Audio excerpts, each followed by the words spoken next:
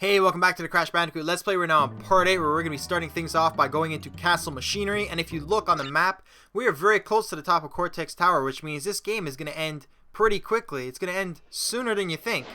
And this level is going to end sooner than you think. We just go up this green gem, we get all these bunch of extra lives, which I don't need. This is kind of a waste because I already have max lives. We go down and there's the exit. Which is kind of dumb, because Castle Machinery, you'd expect like the hardest levels to be at the end, but no, Castle Machinery is literally just that easy. You just take the gem up and you're done. You can just move on. Alright, so that really isn't the level. If you just happen to have the green gem on you and you just want to beat the game, then you can just skip the whole stage and just go on right to End Brio, which is the next boss. But of course, we got to get the gem in this stage, so we're going to go back to Castle Machinery, and we're going to do it properly this time, because I missed a hell of a lot of boxes just going right to the exit. So instead of going through the gem, we're just going to take this long drop, and now we're actually in the real level. So if the level's name didn't give you a hint already, this is just using the same formula as Heavy Machinery, which was the first level we played in when we reached the third island. Same enemies, same gimmicks, except they decided to throw a whole bunch more red pipes everywhere, which hurt you if you touch them. So that's just the main obstacle in this level, and I'm right here, I'm actually hitting my head because I have an idiot moment here. And those two spike cameras beside each other, I forgot how to get past those fuckers. And I think like it took me like 4 lives until I realized that I'm supposed to wait for them to be in another set. Like, look, I'm trying to jump and I just keep fucking hitting them. This I think last part I said that part had a low point in my ability, in my skill ability with this game. No, it's this right here, because I don't know why it took me so long to wait and decide to jump there. Like, I'm such a fucking idiot. Yeah, I don't know why I had so much trouble with that jump. I really don't. I just couldn't get it. So like I said before, this level is all about the hot pipes. The hot pipes are everywhere. They're on the conveyor belts, so you gotta jump over them. And the worst part is when you're on those elevator platforms that you have to take, and they just run right into them. They don't stop, so you gotta be quick. You gotta be quick on your toes, and you gotta jump at the right time, or else you're gonna go right into those pipes, and you're gonna take a hit. So that's really the only hazard in this stage, unless you're an idiot like me and you have trouble jumping in between two spiked cameras. Well, then there's a little more hazards. But again, these elevator platforms, all of them just go right into the pipes. So you can't take a rest on these platforms. You gotta be quick. You gotta realize that these pipes are everywhere. And right here, you actually have to jump into the foreground, which I think this is the only time which you have to do that when riding on a platform. So I think that's pretty cool that you're on like a... It just changed up the formula, alright? Fuck. It's there to remind you that this is a 3D game. It's not just a 2D game. This isn't Mario. This isn't 2D Sonic. You know, this is Crash Bandicoot on the PlayStation 1, and you better fucking know what it is, because we're gonna throw platforms in the foreground for you, and you know, that old story. So this is the only stage in the entire game where having the appropriate colored gem at hand doesn't really give you anything. I mean, you get a whole bunch of lives, right? But in the long run, you have that colored gem because you want to get 100% in the game, and the green gem doesn't help you in this stage, which is so weird. It's, you know, it's just a weird concept. I guess it's like a reward, like, alright, you got the green gem, here's a whole bunch of lives, but at that point, I already have 99, so I really didn't get anything. Yeah. At this point, I feel disappointed because I worked hard for that colored gem. I don't remember how I got the green gem. You're gonna have to go back and look at the earlier parts, because I forget where the green gem is at this point.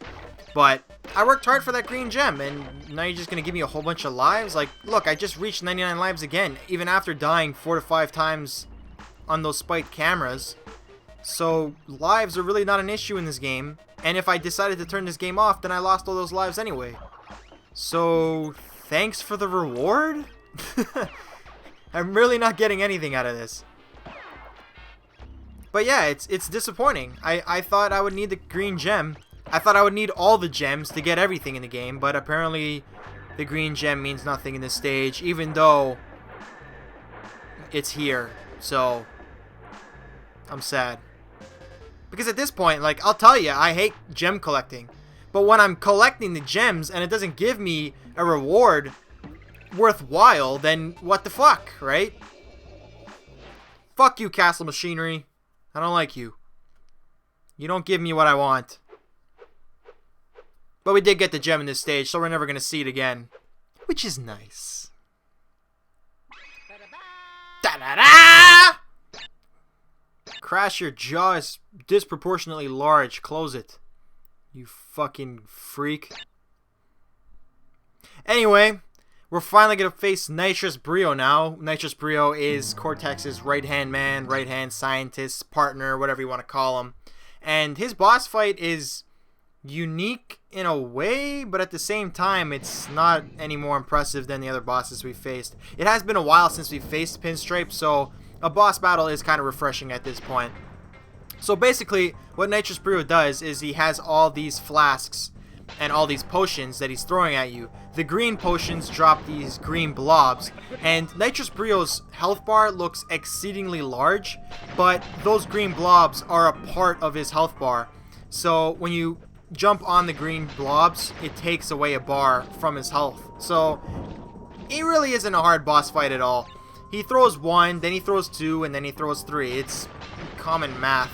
And he throws these purple ones, pink ones. I'm not really good with colors. I'm actually a bit colorblind, so you're gonna have to forgive me on this one. But when he's down to his last 3 bars of health, he decides to drink one of his potions, and then he turns into the Incredible Hulk. Okay. What the fuck? Whatever.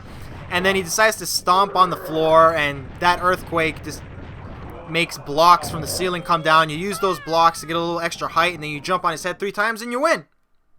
So it's not a hard boss fight at all. It looks intimidating because his health bar is so fucking huge when you start off, but he's not that big of a deal. When he's normal Brio, you actually can't go near him because then he does like this explosion. He bangs 2 potions together and he creates this explosion which damages you, and at that point you just gotta focus on those green blobs. So you can't damage Brio at that time, but at the same time you are damaging Brio because the green blobs count as his health bar and whatever. I beat Brio, you saw how it was done, fuck it, we're on to the lab. The lab is the final stage in the game, and it's a pretty boring one. What am I gonna say, you know? Although it does have one fucking huge dick move, and it's right here. You saw that I broke a couple boxes and the exclamation box was hiding in between them. So with that knowledge, you would think that there was another exclamation box hiding between those boxes, but no, it's a fucking TNT crate. Fucking dickhead design fucks. That is a dick move. That is a huge dick move.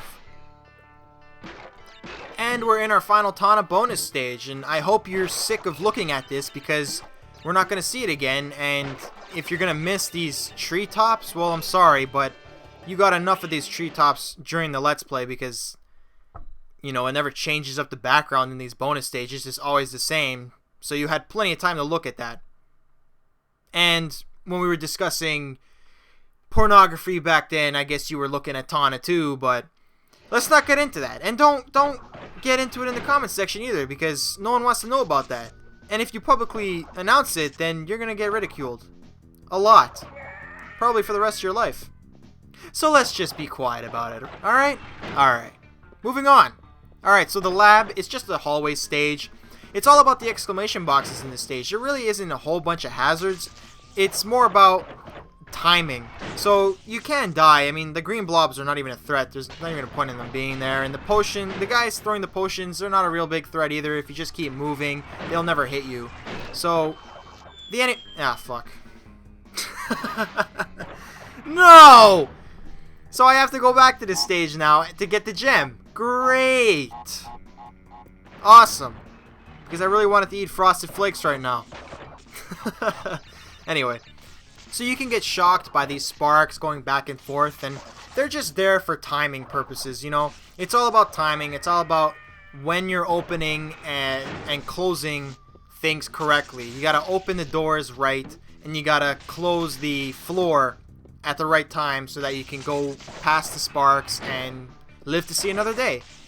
You get a lot of lives in this stage too. I don't know why they decided to give you so much lives right at the end of the game, but they're there, whatever. I shouldn't complain about it. And there is the end portal. This is the last end portal we're going to see for a while. Actually, we have to see one more. I totally forgot about the Great Hall. But the Great Hall isn't even really a stage. It's the Great Hall, which we're going to right now.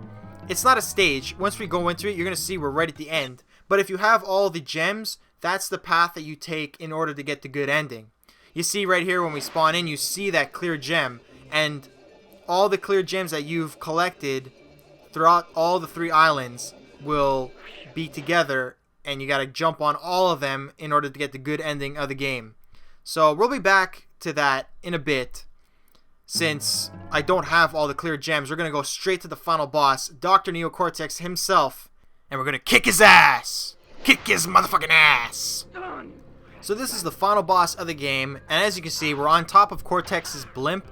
And in the background, for some reason, his tower's on fire. I don't really remember when we did this.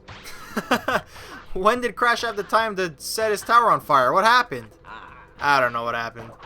But anyway, Cortex's boss pattern is actually fairly simple. He's just shooting lasers at you, and depending on what color the laser is, that's what movement pattern they'll have. So you just got to keep in mind what he's shooting at you, and you should be okay. I actually fucked up, and I actually died. I wouldn't say this is an easy boss battle, but what makes it kinda easy is that they give you a gold Aku Aku mask. So that means that you have 2 hits before you die. Get hit 3 times, and you lose, right? Which, you know, I died once, but I'm not going to die again. I just fucked up a little bit. Just a little bit. So, how you damage Cortex is he shoots green lasers. And these green lasers you have to spin into. And depending on when the game decides is enough, you got to accumulate these green lasers until it's enough to damage Cortex. And that's all you have to do. This battle isn't particularly long, and it isn't very hard either, because they do give you that gold Aku Aku mask. I kind of wish they didn't give you a mask here, because for the end of the game, I kind of want it to be hard. Like, I want it to be like that one final hard push in order to finally beat this game, and this boss fight really doesn't deliver. It's not that hard. It's kind of a letdown. The boss battles in this game are kind of a letdown, which is unfortunate because Cortex had so much potential to be a really hard boss fight, and it really doesn't show. Anyway, if you've been listening to... Holy shit, like, oh my god, I didn't even realize. He just threw out a green laser right at the end, just so I could kill him really, really easily. So that boss battle was actually using the same music as the opening intro in the game, where you see Cortex and Brio experimenting on Crash, and then he jumps out the window. Which isn't, I mean, it's okay for a final boss fight, but it isn't like a amped, like hyped, pumped up feeling. So the music is bleh. Anyway, we beat the game. We beat Crash Bandicoot, and the reward is you find Tawna. I don't know how Tawna got on top of the blimp right there. Actually, I don't know how we got on that blimp either. But anyway, it's a video game. Who gives a shit? We saved Tawna, and Tawna is significantly taller than Crash. And he turns and looks at you and smiles and raises his arm in the air. And it actually, I don't know, every time he does that, it makes me think like he wants her to smell his armpit or something. I don't know. But that's Crash Bandicoot 1. If you're not getting the gems, then that's your whole video game experience with Crash Bandicoot 1. It's a decent game. I've complained about it a lot. But that's because I'm getting the gems, you know? If you're not getting the gems in this game, it's a fairly decent, fun experience because you don't have to worry about being perfect in every stage that you play. So I would definitely recommend to try this game out. Maybe not go for 100% because I'm only doing this because I'm a Let's Player and I pretty much have to show you all that there is to offer in the game, or else I'm not satisfied with it. I want my Let's Plays to be good. I want to show you everything in my Let's Plays, so I have to get all those gems. But you don't, you know? So definitely play through this game at least once if you got the time. So as the credits are wrapping up, I just want to say quickly that the gem collecting portion of my Let's Play is not going to show the levels where I had the opportunity to get the gem, but the only reason I didn't was because I ended up dying. So you don't have to worry about that. And for the people who aren't going to stick around for the gem collecting, I just want to say thank you for watching my Let's Play. And for the people who are going to stick around, well, thanks even more for sticking around. I will see you in part 9 or part 1 of the gem collecting.